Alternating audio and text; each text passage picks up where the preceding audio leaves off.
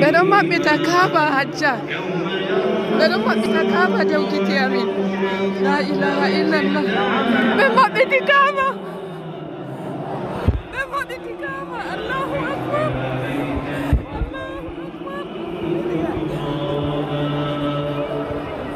ɓe maɓɓiti Kaaba. La ilaha illallah.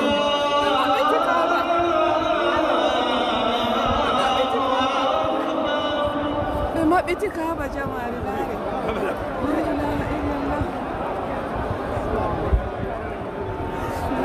ilaha illallah.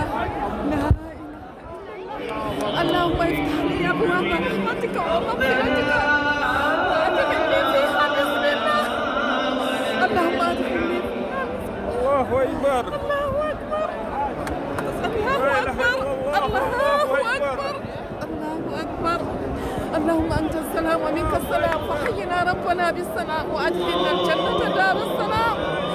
تبارك يا ذا الجلال والاكرام. اللهم افتح لي ابواب رحمتك ومغفرتك وادخلني فيها.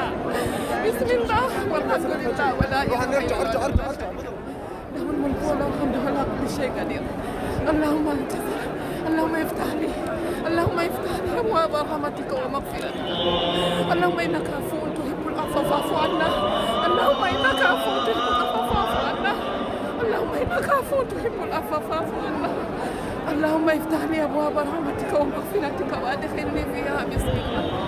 لا اله الا الله، لا اله الا الله، لا اله الا الله، لا اله الا الله. الله اللي يمدر كعبة، الله اللي يمدر كعبة. لا اله الا الله. الله نستلي الى الجنة. الله اللهم افتح لي ابواب رحمتك. لا اله الا الله،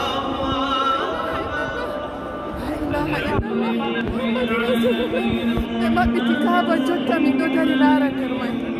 La ilaha illallah sallallahu alayhi wa sallam. La ilaha